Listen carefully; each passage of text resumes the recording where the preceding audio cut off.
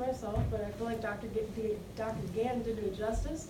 My name is Soryia and this is the benefits of teaching Harry Potter in high school. So, when you first see these images up on the screen, what are your first thoughts? When you see these ginormous wizards crushing lesser beings, muggles, in between slabs of granite, are your first thoughts of oppression, division, cruelty? Good, because that means I'm off to a good start and we're on the same page. But on a more serious note, what I see here represented is a main point brought up by one of my sources, Keith Phipps, and that Harry Potter can be used as a tool in discussing the hard topics of life with children, or in this case, students.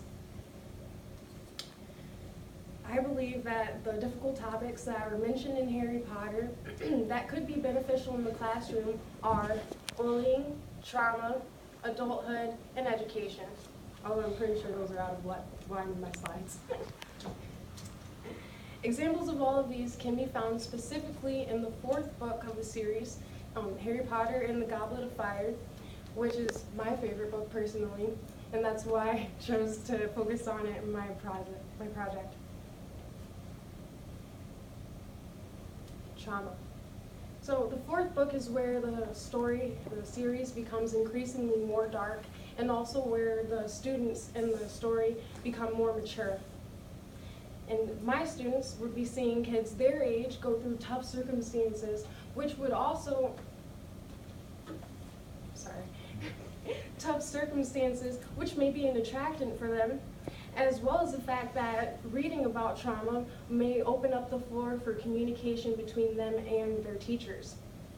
The reason why I say this is because from the very first instance of Harry Potter, we're hit with a scene of trauma. Harry is waking up from a bad dream of Voldemort killing someone, again, and he wakes up in a cold sweat, and the first thought he has is, I wish I had a parental figure to talk to. And students reading this might also feel the same, which would lead them to want to talk about their problems if they have any, and also lead to a discussion about the prevention of trauma. Harry and his friends also witnessed the casting of the Dark Mark, shown up here on the screen, and the torturing of a family of muggles during the beginning of the book at the Quidditch World Cup. This can lead to a discussion of witnessing traumatic events, as well as a discussion on triggers, which could be anything that trips the senses and causes a person to have a traumatic flashback. The class can then discuss why so many of the adults in the series got so upset at seeing this symbol. Perhaps it's a trigger for them. This situation can also be related to the KKK and neo-Nazi parties, which are some of the less favorable events in our American history. Another example from the Goblet of Fire that can be used to show an instance of trauma comes from the end of the book, though there are many throughout. As I'm hoping most of us here know, if not, spoiler alert, Harry Potter and Voldemort get into a duel at the end of the 4th book in the graveyard. Harry escapes by the skin of his teeth with the body of his slain friend, Cedric Diggory, and he makes it back to the Hogwarts campus, only to have yet another attempt made on his life by the fake Mad-Eye Moody. And after which, Professor Dumbledore asks Harry to recount his story, which, as educators and future educators in this room, it might seem a little unorthodox, but after telling his story and seeking out medical attention in the hospital wing, Harry feels a lot better. And not just that, Harry feels safe. And that's something that I want to instill in my students. That being able to reach out to adults and seeking medical attention is okay. This leads us to bullying. Seeing as anywhere between 25 and 66% of students are bullied in schools each day, I think it is of utmost importance for my students to learn what bullying is and how to prevent it. And Harry Potter and the Goblet of Fire shows both instances of bullying and of students standing up for themselves. One major instance of bullying that happens in the Goblet of Fire is when Harry has to face alienation after he becomes a participant in the Triwizard Tournament. He loses his best friend, Ron Weasley, and even though I didn't think this could happen, he becomes even more of a pariah in school.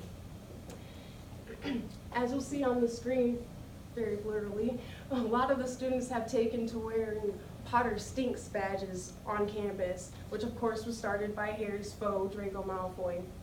But when Harry sees these students wearing Potter Stinks, he pays them no mind. He keeps moving, and that's an important lesson. Sometimes, most of the time, you'll have to just walk away.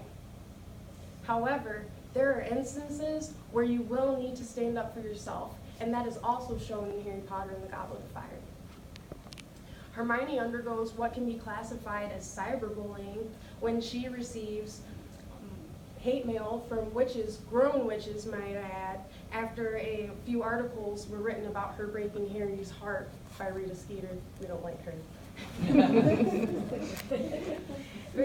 After Harry, Ron, and Hermione find out that it was Draco who was feeding Rita the lies, they get into a confrontation on the Hogwarts Express, and they hex him. They hex him good, too. And Hermione, she takes Rita Skeeter and she puts her in a little mason jar, and she tells her, "You can't come out until you stop writing inflammatory things about my friends for at least a year." And although I would not tell my students to attack their bullies physically, sometimes you need to have that verbal confrontation and tell them that's not okay. Through that verbal confrontation, the difficulties and the problems can be dissolved. In either way, a discussion about coping, identifying, combating, and preventing bullying can be had using these passages. Education. Harry Potter and the Goblet of Fire points out some problematic teaching techniques that I thought that I could use as a model for myself as a good teacher. I guess you guys could use them too, but I mostly would use them for myself. That being said, the 3 examples coming from the book can be described as what not to do because they are examples of educators teaching at a basic, incomprehensible, or unobtainable level. Professor Hagrid, though loved by many of his students, including myself, is an example of a basic level teacher. His passion for the magical creatures gets in the way of his classes, and he never actually teaches worthwhile information. An example of this can come from the blast index scroots that he introduces to his students. And this wasn't in the movies either, so I'm sorry if you're lost. But he comes up with this hybrid creature, and the students are unable to figure out if they have genders, if they mate, if they have social interactions. The only thing they figure out is that these things are dangerous because they send them to the hospital wing after every class. And Professor Snape, who's shown up on the slide behind me, is an incredibly gifted potion master, but he prefers to bully his pupils and create an environment in which they're afraid to make mistakes or ask questions if they don't understand the material. He also moves straight from demonstration to application with little to no explanation, and that's why I label him as an incomprehensible teacher.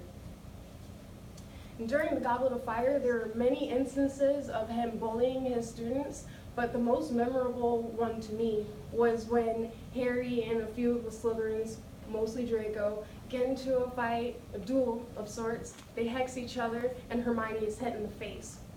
Rather than Professor Snape dissolve the situation, separate the parties, he antagonizes Hermione. She's got buck teeth growing out down foot to her face, and he says, "So what?"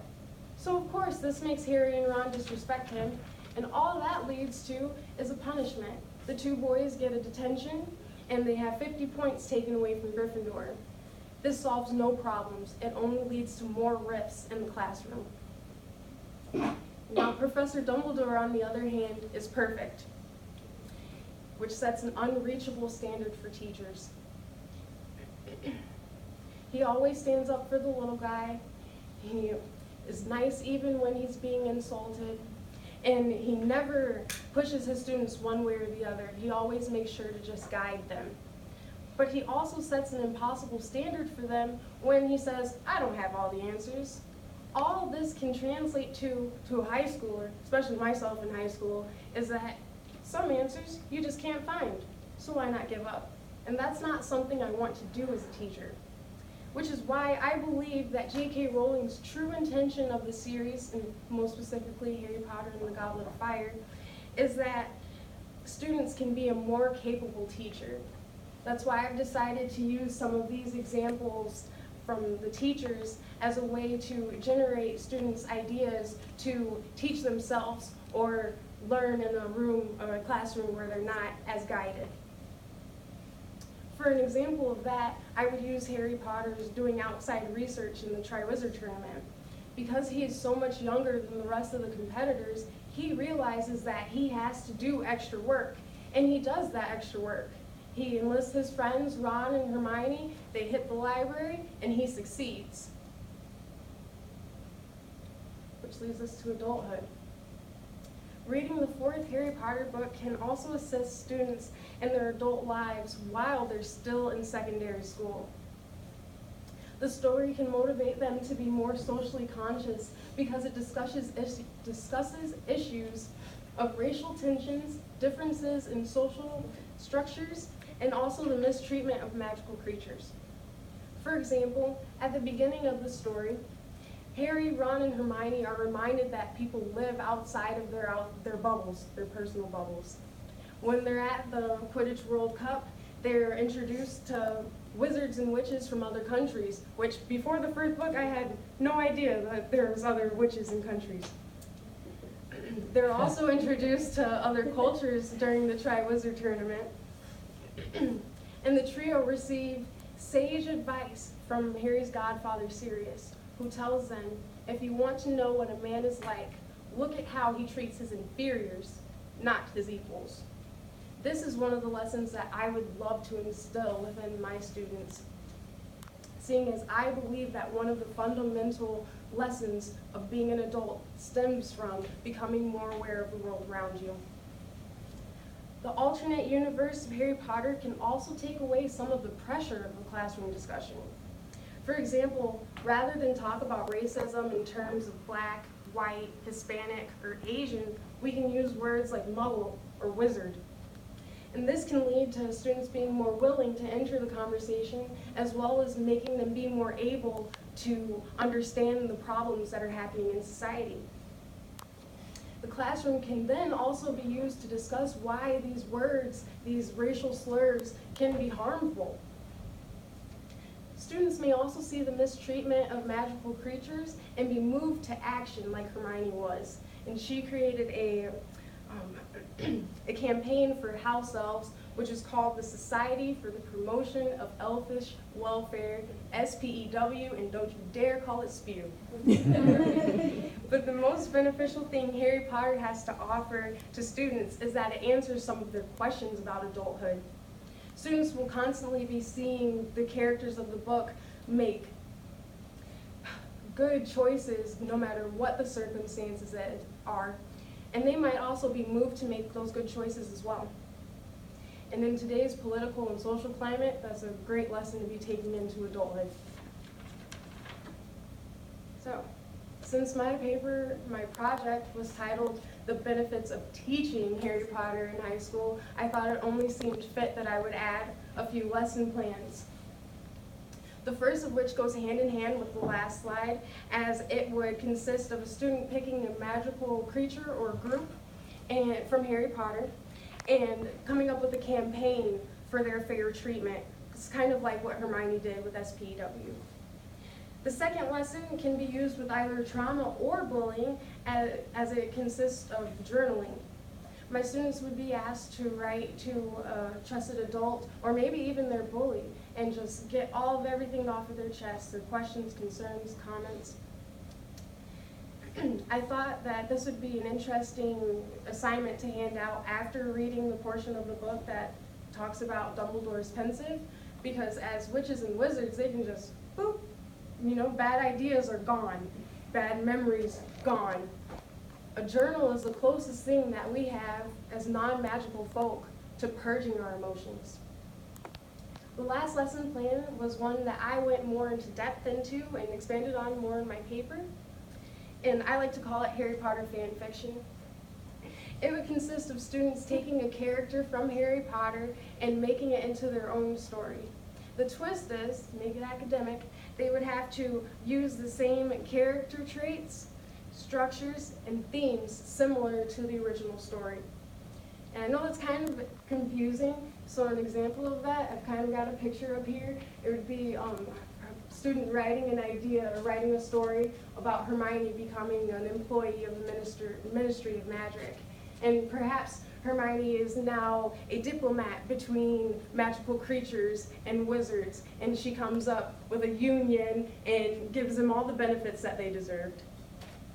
But in closing, Harry Potter can be beneficial to high schoolers because it covers issues of trauma, bullying, education, and adulthood, which are all tough topics for teachers to incorporate into their lesson plans.